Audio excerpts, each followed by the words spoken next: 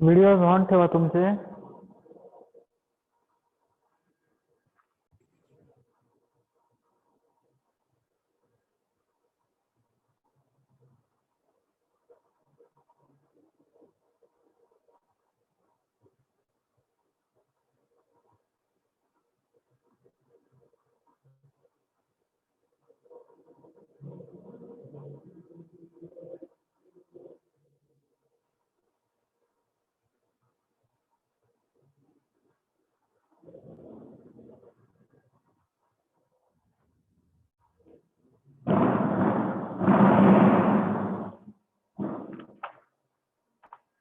Okay, आवाज येतोय माझा? Yes sir.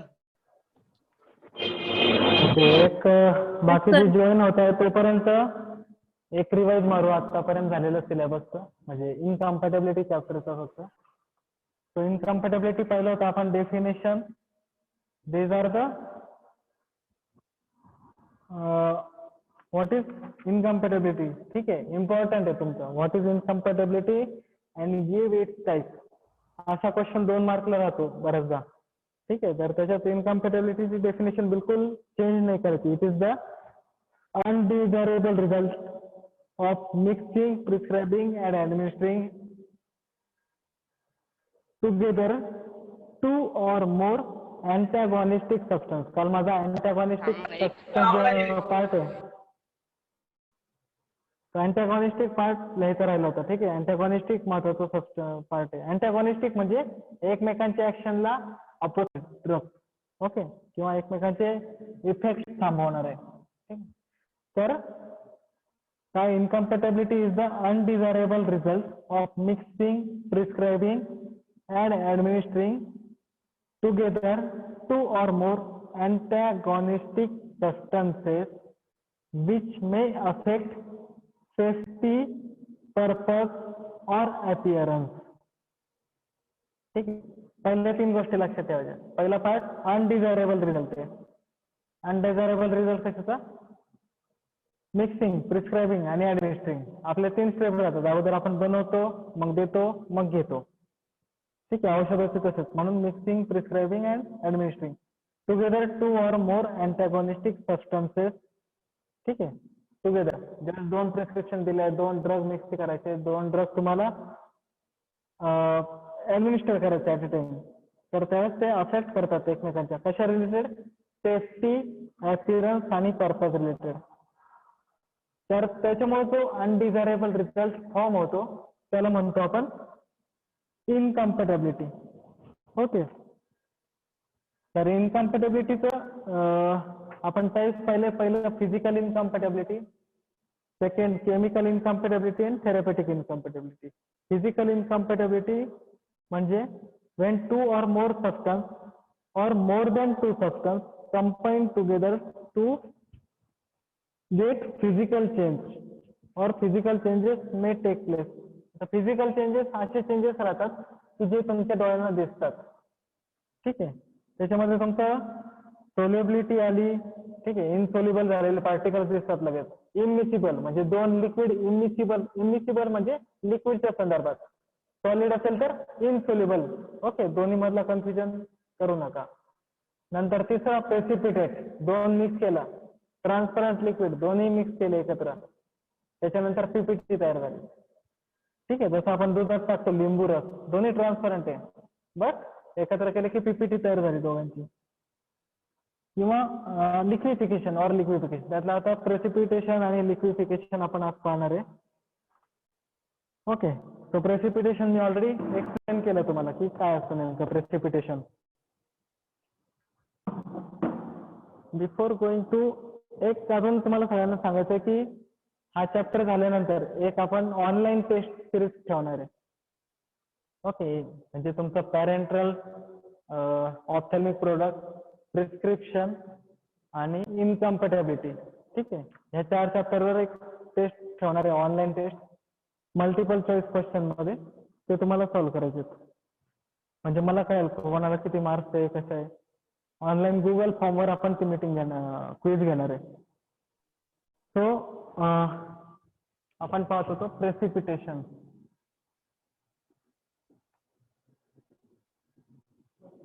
Precipitation I think आपण पाहिलं होतं काल. प्रेसिपिटेशन मध्ये काय होतं तुमचं, पुअर सॉल्व्हंट असतो. ओके, पुअर सॉल्व्हंट असल्यामुळं तुमचं जे हे आहे सोल्युबिलिटी ऑफ सॉल्यूट, ठीक आहे, ती क्लिअर होत नाही. एक सेकंड, फक्त कोणतरी ऍड होत आहे.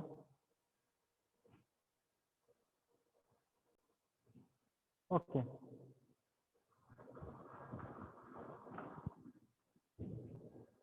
याच्यामध्ये पाहिलं होतं प्रेसिपिटेशनचा पहिला पार्ट जो होता पुअर सॉल्व्हंटचा. ओके, ज्यावेळेस सॉल्व्हंट पुअर आहे, सॉल्व्हंट पुअर म्हणजे त्याच्या प्रॉपर्टीज पुअर नाहीये, त्याच्यामध्ये जो ड्रग टाकतोय आपण, ओके, त्या ड्रगची सोल्युबिलिटी किंवा त्याचं ऍडॉप्शन कमी, तो त्या सॉल्व्हंट मध्ये प्युअरली फ्रीली मिक्सिंग नाही होऊ शकत.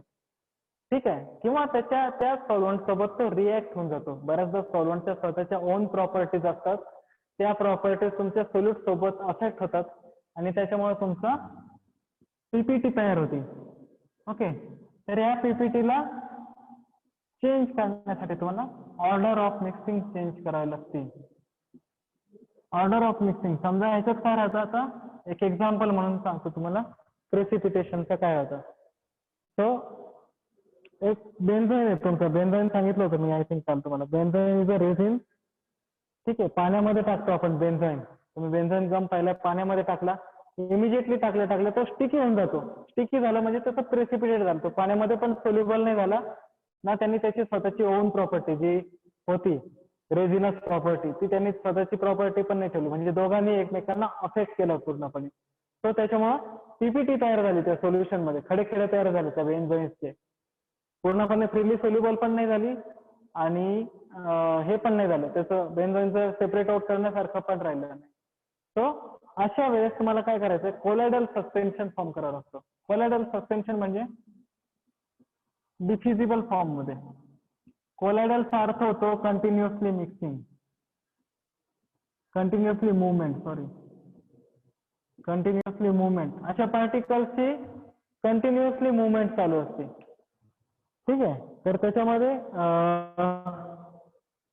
तुम्हाला कोलॉइडल सस्पेन्शन पाहायला भेटतील. तर ह्याच्यात काय करतो, या केसमध्ये बेन्झाईनच्या केसमध्ये आपण वॉटरमध्ये टाकायचं. बेन्झाईन तुम्हाला माहिती सगळ्यांना रेझिन पार्ट आहे. बेन्झाईन आपल्याला ट्रायच्युरेट करून घ्यायचं फाईन पावडर्स मध्ये, जेणेकरून तो सॉल्व्हंट मध्ये युनिफॉर्मली डिस्ट्रीब्यूट होईल. सेकंड गोष्ट, तुम्हाला सॉल्व्हंट पण तसाच डिवाइड करून घ्यायचा 2 पार्ट्स मध्ये. 2 पार्ट्स मध्ये डिवाइड केल्यानंतर बेन्झाईन अर्धी पावडर अर्ध्या सॉल्व्हंट मध्ये, दुसरी उरलेली अर्धी पावडर सेपरेट सॉल्व्हंट मध्ये मिक्सिंग करायची. तुमचा सॉल्व्हंट डिवाइड केल्यामुळं जेवढा सॉल्व्हंट अफेक्ट होईल तो थोडा राहील, याचा पण म्हणजे थोडं इफेक्ट येईल, पूर्णपणे एक साथ इफेक्ट नाही येणार.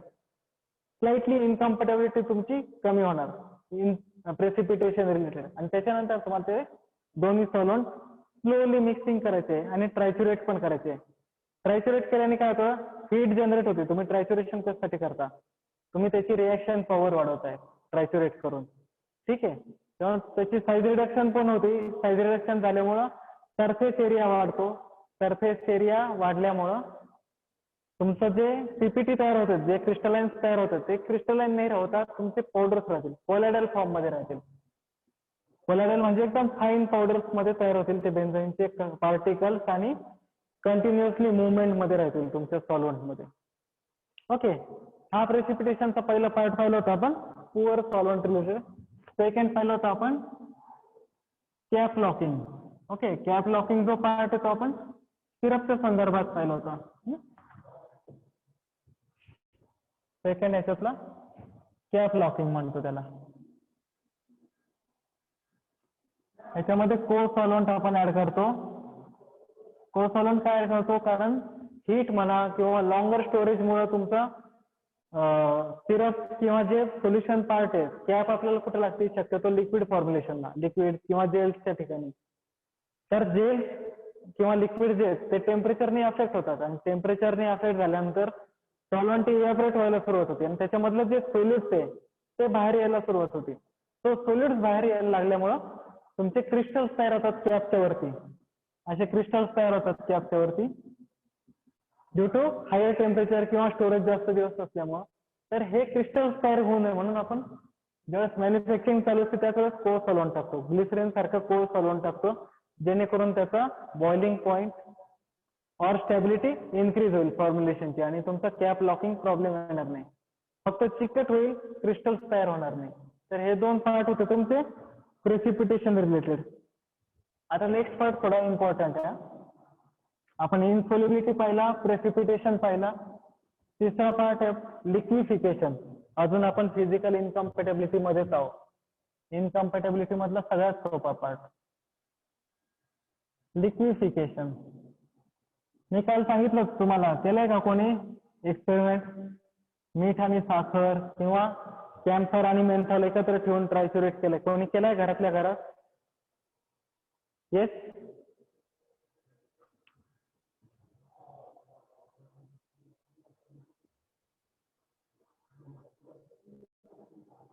मला आवाज येत नाही तुमचे. कोणीच केलं नाही का?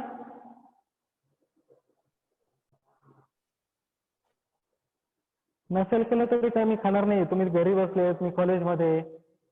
हा नाही सर. ओके, करून पहा, पाहिल्याने तुम्हाला कळेल.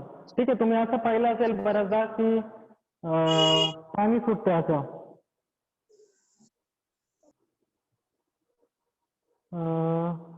एक मिनिट. ओके, एखादी गोष्ट आहे, पावडर सांगतो. तुम्ही गुळ पाहिला का? गुळ, गुळ माहिती सगळ्यांच्याकडे असेल. इंग्लिश मध्ये काय म्हणतात गुळाला?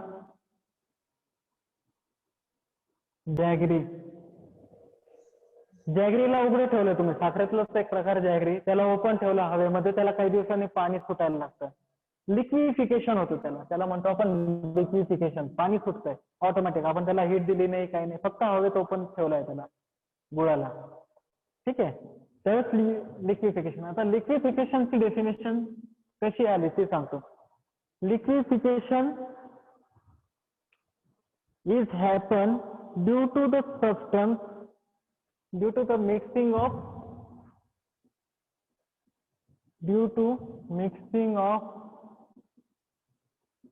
two eutectic substance.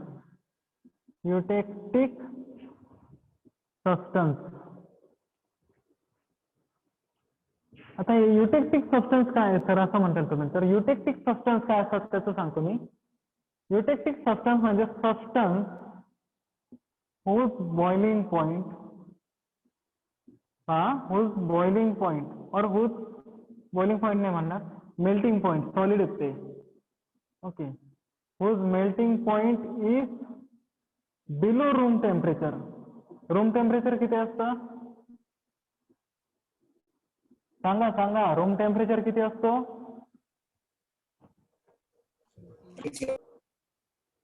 येस, 35. किती? जोरात जोरात. येस, रूम टेम्परेचर असतो तुमचा 25 डिग्री सेल्सिअस. तुमच्या जेवढे पण फॉर्म्युलेशन आहे जे तुमचे काउंटरवर असतात, कोणी जर मेडिकल मध्ये जात असेल तर तिथं पहा स्टोरेज कंडिशन मध्ये लिहिलेलं असतं should not exceed temperature above 25 degree Celsius और रूम टेम्परेचर. काही फॉर्म्युलेशन मध्ये दिलेलं असेल 25 डिग्री सेल्सिअस, काही मध्ये दिलं असेल रूम टेम्परेचर. तर ह्या रूम टेम्परेचरला काही सबस्टन्स मेल्ट व्हायला सुरुवात होऊन जातात. मेल्ट व्हायला सुरुवात होतं म्हणजे वितळत नाही ते, ऍक्च्युली त्याचं पाणी तयार होतं तिथं. हीट नाहीये, स्टीम बाहेर नाही पडत, हीट दिलेली नसती, ठीक आहे. नॉर्मल रूम टेम्परेचरला आयदर ते इव्हॅपोरेट होऊन जातात. आता तुम्ही कॅम्फर ठेवता, ओके, कापूर गणपतीत सगळ्यांनी वापरले असतील, ठीक आहे. कापूर जर तुम्ही ठेवला उघड्यावर थोड्या 1-2 तासांनी तो पूर्ण उडून जातो, ठीक आहे. Why? Because it is eutectic. Eutectic म्हणजे ज्याचा मेल्टिंग पॉइंट रूम टेम्परेचरच्या पण खाली आहे.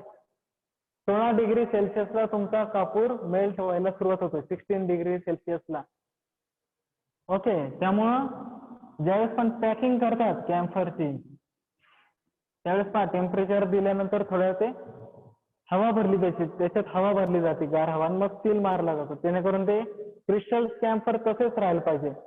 किंवा डब्बी राहते ती एअरटाईट राहते, बाहेरच्या टेम्परेचरचा इफेक्ट नाही पडायला पाहिजे. प्लॅस्टिकचीच डबी राहते, मेटलमध्ये कोणी देत नाही, ओके. सो युटेक्टिक सबस्टन्स, ज्यावेळेस पण 2 युटेक्टिक सबस्टन्स आपण मिक्स करतो, ओके, त्याच्यात थायमॉल असेल, तुमचं कॅम्फर असेल किंवा तुमचा मेन्थॉल असेल, कोणतेही याच्यातले 2 सबस्टन्स आपण ज्यावेळेस एकत्र करतो आणि ट्रायच्युरेट करतो, त्याच्यानंतर ऑटोमॅटिकली ते लिक्विड मध्ये तयार व्हायला सुरुवात होते. थोडं ट्रायच्युरेट करता करता ऑटोमॅटिक तुमचं ऑइल सारखं लिक्विड तयार झालेलं दिसेल तुम्हाला, ऑइली सारखं. आपल्याकडे एक प्रॅक्टिकल पण आहे, एक्सपेरिमेंट नंबर 46 का 47 मध्ये तुमचं तो प्रॅक्टिकल आहे, कॅम्फर आणि मेन्थॉल, ठीक आहे. तर त्या एक्सपेरिमेंटच्या वेळेस तुम्हाला ही कन्सेप्ट लक्षात राहून जाईल, लिक्विफिकेशन. तर ह्या लिक्विफिकेशन मध्ये तर असे प्रोडक्ट आपल्याला समजा पावडर फॉर्म मध्ये बनवायचे, ठीक आहे. तुम्हाला समजा मेन्थॉल आणि कॅम्फर दोघांच्या एकत्र कॉम्बिनेशन मध्ये पिल्स बनवायचे, त्याचे पिल्स म्हणू शकतो आपण त्याला, क्रिस्टल्स जे त्याला पिल्स म्हणतात, ठीक आहे, युनिट डोसेज फॉर्म. तर ते कसे केले जाऊ शकतात? पहिली स्टेप त्याला करेक्टिव्ह ऍक्शन साठी, हा करेक्टिव्ह ऍक्शन.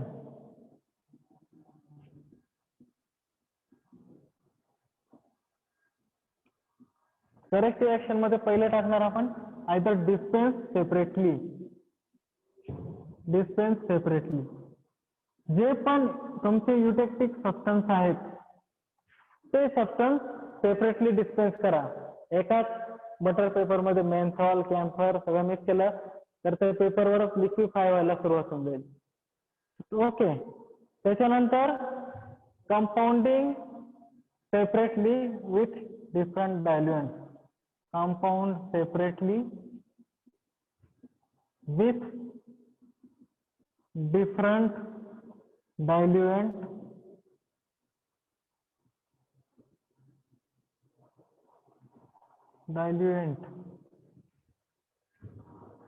ओके. कंपाऊंडिंग करायची कशी आहे? जसं डायल्युएंट, आता डायल्युएंटचा रोल काय राहतो ते मी इथे एक्सप्लेन करतो. डायल्युएंट जसं मी सांगितलं, तुमचा जो प्रोडक्ट आहे ते लिक्विड होतात दोन्ही मिक्स केल्यावर, तर ते दोन आपण सेपरेटली डिस्पेन्स केले. सेपरेटली डिस्पेन्स केल्यानंतर डायल्युएंट सोबत सेपरेटली त्याला मिक्स केलं, कंपाऊंडिंग केलं, मिक्सिंग केलं म्हणजे, ओके. मिक्सिंग करताना डायल्युएंटचा रोल हा असतो, ज्या वेळेस त्याच्यातून लिक्विड थोडंसं बाहेर येत जाईल तर डायल्युएंट तुमचा तो ऍब्सॉर्ब करून घेईल, ओके. डायल्युएंटचा रोल हा असतो की ज्यावेळेस लिक्विड एखादं बाहेर पडतंय त्या कंपाऊंडिंग मधून त्यावेळेस तो डायल्युएंट ऍब्सॉर्ब करणार. ह्याचे एक्झाम्पल्स तुमचे such as kaolin, light magnesium oxide, okay.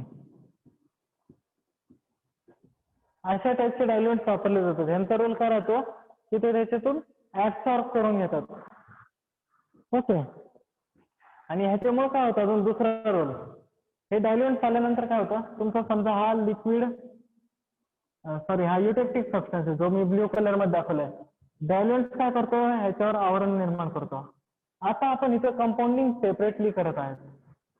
Compounding separate करतोय म्हणजे ह्याच्यात समजा कॅम्फर आहे, कॅम्फर प्लस केओलिन हा तुमचा मॉलिक्यूल बनला. जे ग्रॅन्युल्स बनले ते तुमचे कॅम्फर आणि केओलिनचे झाले. आणि दुसरा जो ग्रॅन्युल बनला तो तुमचा बनला मेन्थॉल प्लस केओलिन, है की नाही. हे दोन ग्रॅन्युल सेपरेट बनले का, कारण आपण त्याला डायल्युएंट सोबत सेपरेटली कंपाऊंड केलंय. त्या डायल्युएंटनी त्याला प्रोटेक्टिंग लेअर दिली आहे. आता भले हे दोन्ही ग्रॅन्युल्स एकत्र आले तरी ते मिक्स होणार आहे का, नाही होऊ शकत, बिकॉज त्याच्यावर डायल्युएंटचं ऍडिशन आहे, मिक्स नाही होऊ शकत. ओके, तर लिक्विफिकेशन मध्ये एवढंच राहतो त्याचा मेन पॉइंट. लिक्विफिकेशन लक्षात आलं. युटेक्टिक सबस्टन्स विसरायचं नाही कॉन्सेप्ट, युटेक्टिक सबस्टन्स. ओके, हे झालं लिक्विफिकेशन बद्दल. नेक्स्ट लास्ट जो पार्ट आहे फिजिकल चेंजेस मधला, फिजिकल इनकम्पॅटेबिलिटी मधला, तो आहे तुमचा इमिसिबिलिटी. Okay, immiscibility. घरातल्या घरात पाणी आणि तेल मिक्स होतं का, पाहिलंय का कोणी?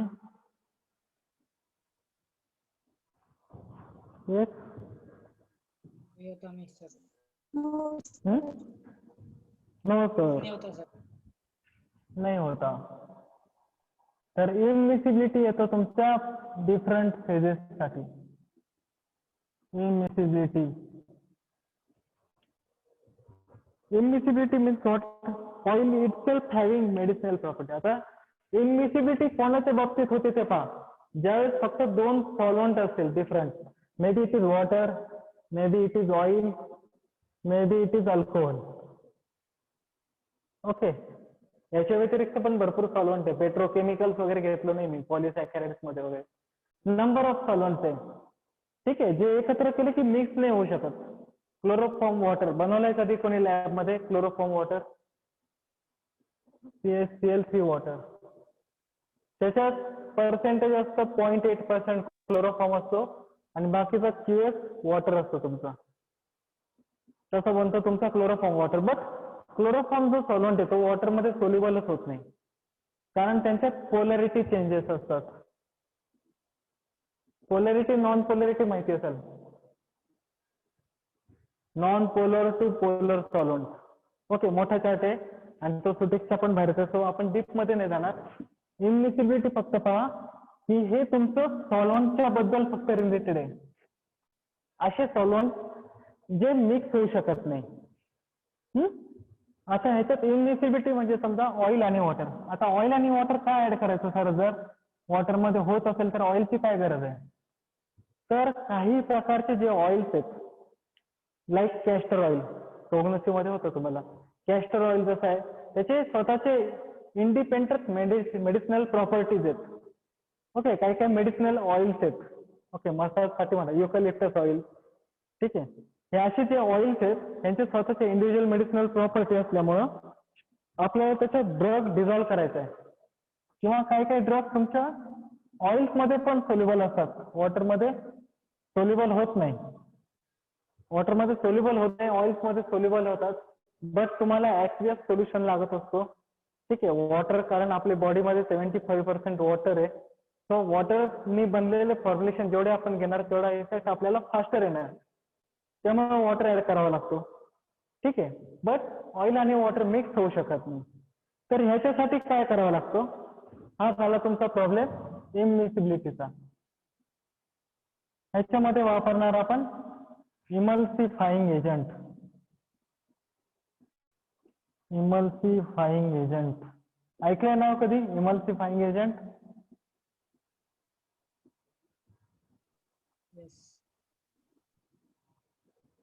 Emulsifying agent.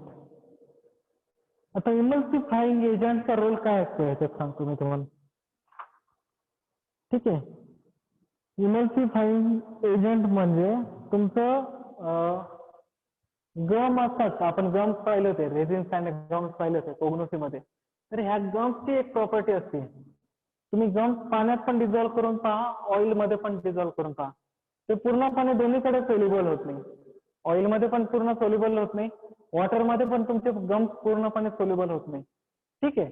बट तुम्ही जर हे इमल्सिफाईंग एजंट ऑइल मध्ये टाकून किंवा वॉटर मध्ये टाकून पहिले समजा इमल्सिफाईंग एजंट प्लस ऑइल असं मिक्स केलं, ठीक आहे. हे मिक्स केलं बट सोल्युबल झालं नाही पूर्ण. सोल्युबल नाही झालं तर मग त्याच्यात नंतर तुम्ही थोडं थोडं स्लाइटली वॉटर टाकायला ऍड केलं, समजा वॉटर स्लोली ऍडिशन केली, स्लोली ऍडिशन सुरू केले ड्रॉप बाय आणि फिरवत आहे तुम्ही. फिरवल्यानंतर तुम्हाला असं लक्षात येत आहे की तुमचं जे वॉटर आहे ते काय ऑइल पासून सेपरेट होत नाहीये, ते मिक्स होत चाललंय. बट कन्सिस्टन्सी त्याला क्रीम टाइप मध्ये येते, क्रीम और लोशन और ऑइंटमेंट, किंवा जास्त पाणी टाकलं तर लिक्विड. ठीक आहे. तिन्ही टाईपची तुम्ही कन्सिस्टन्सी पाहू शकता. क्रीमची कन्सिस्टन्सी माहिती तुम्हाला, लोशन कसं असतं पोरेबल, ऑइंटमेंट थिक राहतो, लिक्विड सगळ्यांना माहिती लिक्विड फेज कशी आहे. सो वॉटर ज्यावेळेस ऍड करत जातात स्लोली स्लोली त्याच्यात क्लिकिंग साऊंड तयार होतो, क्लिक क्लिक क्लिक. याचे पण इमल्शनचे पण प्रॅक्टिकल्स आहेत. तर या इमिसिबिलिटी मध्ये तुम्हाला इमल्सिफाईंग एजंट ऍड करायचे. इमिसिबिलिटी जर प्रॉब्लेम येत असेल, दोन सॉल्व्हंट जर एकत्र होत नसतील तर त्याच्यामध्ये इमल्सिफाईंग एजंट टाकणार. जसं तुम्ही सांगितलं मगाशी तुम्हाला कॅस्टर ऑइलचं एक्झाम्पल. आता कॅस्टर ऑइल आहे, तुम्हाला कॅस्टर ऑइल प्रिपरेशन बनवायचं आहे. कॅस्टर ऑइल 100 ml प्रिपरेशन असं समजा मागितलं आम्हाला बनवून पाहिजे, तर तुम्ही 100 ml ऑइल घेणार आहे का? त्याच्यात 100 ml ऑइल नसतं. कॅस्टर ऑइल मध्ये वॉटर पण असतो आणि गम अकॅशिया पण असतो. ओके. तुम्ही कॅस्टर ऑइल जर ओरिजिनल पाहिलं तर खूप स्लाइटली येल्लोइश कलर लिक्विड राहतो कॅस्टर ऑइल. वॉटर त्याच्यात डायल्युएंटचा रोल करतो. जसं मी सांगितलं तुम्हाला जर इफेक्ट चांगला पाहिजे असेल बॉडीला तर वॉटरचा रोल महत्वाचा आहे. आणि गम अकॅशिया हा जो आहे हा तुमचा राहील इमल्सिफाईंग एजंट. ओके. या इमल्सिफाईंग एजंटचा रोल हा असतो की दोन न जुळणाऱ्या फेजेस, दोन मिक्स न होणाऱ्या फेजेसला तो एकत्र करतो. ओके. मध्यस्थी म्हणतात ना, मध्यस्थी. दोनों के झगड़े हो रहे हैं, ठीक है, आपस में बात भी नहीं कर रहे, मिलते भी नहीं, लेकिन इंफॉर्मेशन शेयर होती तभी भी दोनों में. क्यों? क्योंकि दोनों का बीच में का एक दोस्त रहता है, कॉमन फ्रेंड, वो बताता है. वैसे ही इसमें ऑयल और वाटर के बीच में का फ्रेंड कौन है? Emulsifying agent. ओके. इसका एक चैप्टर अलग से बायफेजिक लिक्विड डेस्टिलेशन, उस टाइम भी हम डिटेल में देखेंगे. इमिसिबिलिटी प्रॉब्लम समझ में आया आपको? ठीक है. तो ये हो गया हमारे 4 problems related to our physical incompatibility. ठीक आहे. फिजिकल इनकम्पॅटेबिलिटी मध्ये काय पाहिलं आपण? कोणकोणते प्रॉब्लेम्स आणि त्याचे सोल्युशन. इनसोल्युबिलिटी. इनसोल्युबिलिटी मध्ये आपण काय वापरला? Solubilising enhancer. नंतर सेकंडली प्रेसिपिटेशन मध्ये order of mixing. Order of mixing आणि को सॉल्व्हंट दोन टाईपचे वापरले.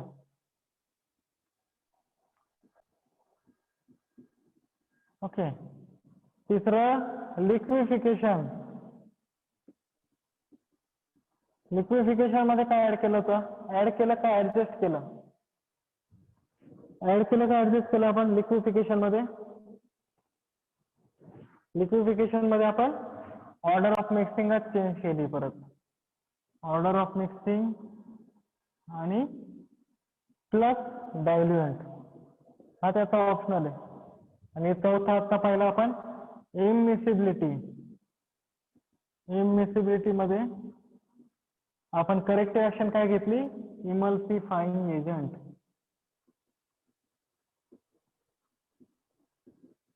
ओके.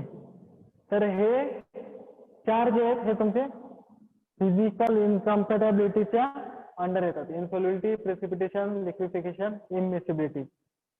ओके. इनकम्पॅटेबिलिटी म्हणजे हाच पार्ट आहे आपल्याला की तुम्ही बनवायचे फॉर्म्युलेशन आणि बनवताना काय प्रॉब्लेम येते आणि त्याच्यावर तुम्ही करेक्टिव्ह ऍक्शन काय घेणार ते फॉर्म्युलेशन योग्य पद्धतीने बनवण्यासाठी. That is the incompatibility chapter. तुम्हाला फक्त प्रॉब्लेम येतील त्याच्यावरून सोल्युशन द्यायचे. आता तुम्हाला एक्झाम मध्ये असं नाही विचारणार की लिक्विफिकेशन म्हणजे काय असतं. एक्झाम मध्ये असं नाही विचारणार. एक्झाम मध्ये असं येईल डायरेक्ट तुमचा फॉर्म्युला दिला जाईल. कॅम्फर 5 ग्रॅम, मेन्थॉल 8 ग्रॅम आणि खाली येईल what will be the incompatibility. दोन केमिकलची तुम्हाला आयडेंटिफाय करायची फिजिकल आहे का केमिकल आहे त्याच्यामधली पण कोणती आहे प्रॉपर. आणि त्याच्यावरती तुम्हाला how will you correct it. तुम्हाला ते रिपेअर कसं करायचं फॉर्म्युलेशन हे पण त्याच्यात द्यायचं. जर 4 मार्काला विचारलं असेल तर how will you correct it. आणि जर फक्त 2 मार्कला फक्त आयडेंटिफिकेशन साठी दिलं असेल तर लिक्विफिकेशन लिहायचंय आणि त्याची स्टेप लिहायची खाली. कसं होतं युटॅक्टिक सबस्टन्स म्हणजे काय असतं तेवढं फक्त लिहायचंय. ओके. तर हे झालं तुमचे फिजिकल इनकम्पॅटेबिलिटी रिलेटेड आहे. आता सगळ्यात मोठा जो पार्ट आहे तुमचा महत्वाचा इनकम्पॅटेबिलिटी चॅप्टरचा तो आहे केमिकल इनकम्पॅटेबिलिटी. मी एक लिहून देतो आता पूर्ण चार्ट तुम्हाला. टाइम संपत आला. एकदा परत 5 मिनिटासाठी जॉईन करा.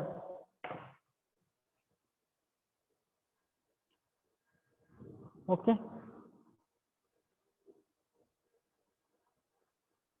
Hello. Yes, sir. Okay 5 minute बाद वापस ज्वाइन करना है सबको. हाँ टाइम खत्म होने में. केमिकल इनकम्पॅटेबिलिटी फक्त एनलिस्ट करू आपण आज काय काय.